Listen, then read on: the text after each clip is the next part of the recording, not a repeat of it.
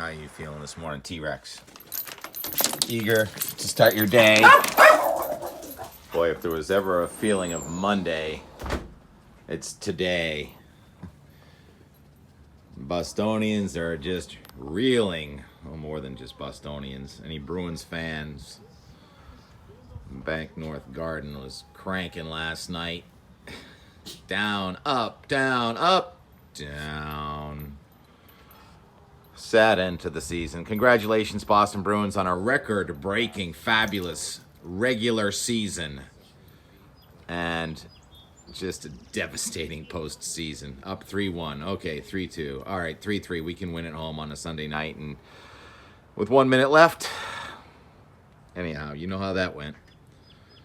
So we're all reeling, and it seems like all the sporting events, the Bruins, the Celtics, and even yesterday the Red Sox got that game in. Wasn't it supposed to be a Sunday washout, Sunday soaker? There's been so much weather sort of correlating with all the sports. So yesterday, I guess the biggest news was that tornado at Virginia Beach. Looks really pretty from the side, doesn't it? Incredible video. Thank you for sharing on Twitter. But in reality, it was a powerful storm that caused a lot of damage. I don't think anyone was killed, but that's a scary situation. It was the clash of the air masses. We had two real powerful storms gelling into one yesterday. There's the satellite image from yesterday afternoon. And here it is this morning. Also this morning in Oxford, Mississippi, it's 39 degrees. Bangor, Maine, 54 degrees.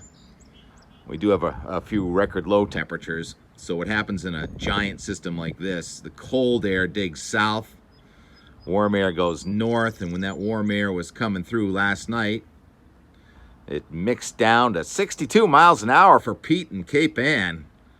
You had more wind than Blue Hill. Blue Hill over there only gusted to 44.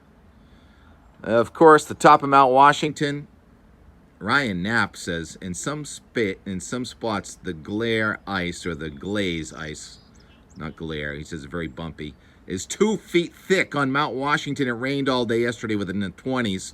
And then last night, or this morning before the sun came up, the wind gusted to 120 miles per hour. And the temperature finally got above freezing. So warmer air came in on the backside of this. So we're sort of in the outwash.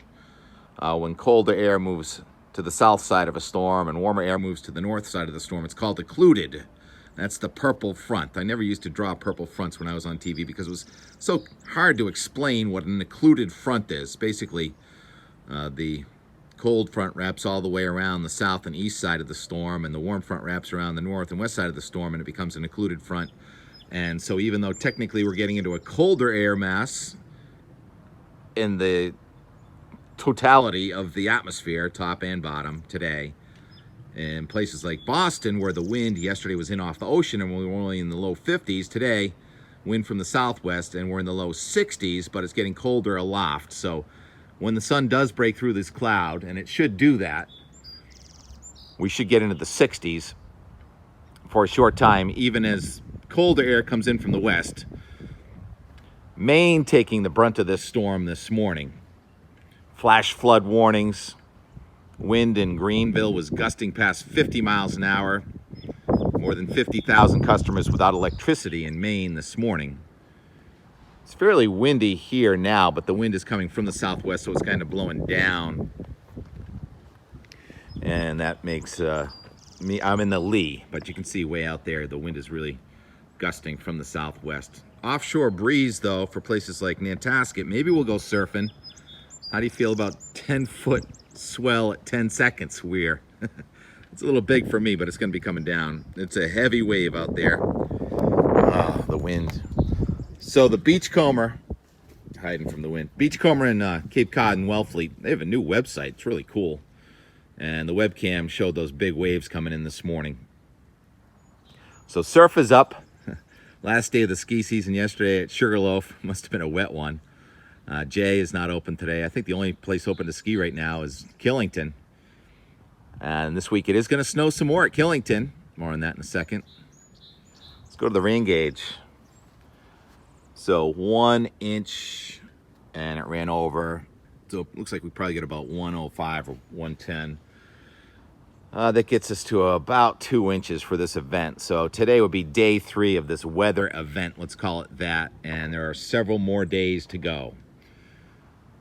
Here's the shower activity on the high-res NAM moving north and out, and then rain and snow shower activity coming in from the west as 2 low-pressure systems merge.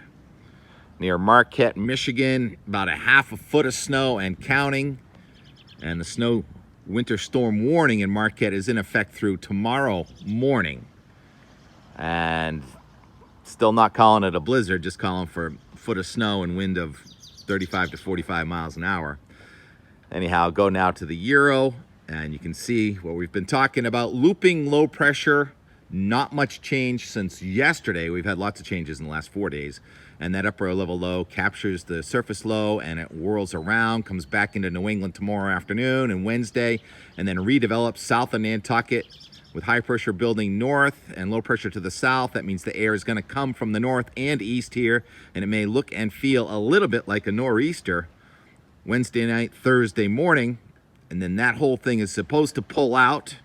And right now it looks like the weekend should be good, and why not if you're getting rain on a Saturday, Sunday, not so much today, but in southern New England.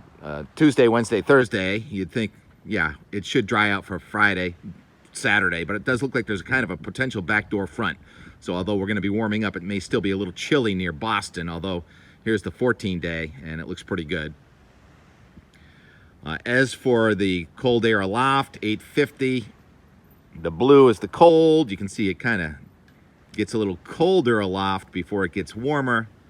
And then most of the country is in the yellow and the orange by the weekend. That means warm coast to coast, although right on the upper right there, you just do still see some cold air.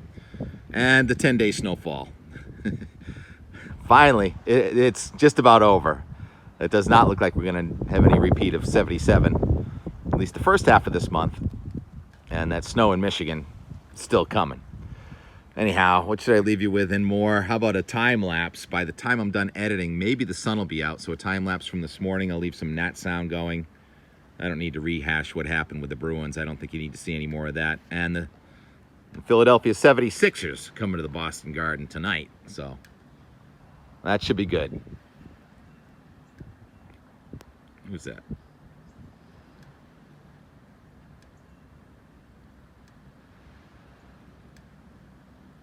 Talk to you later.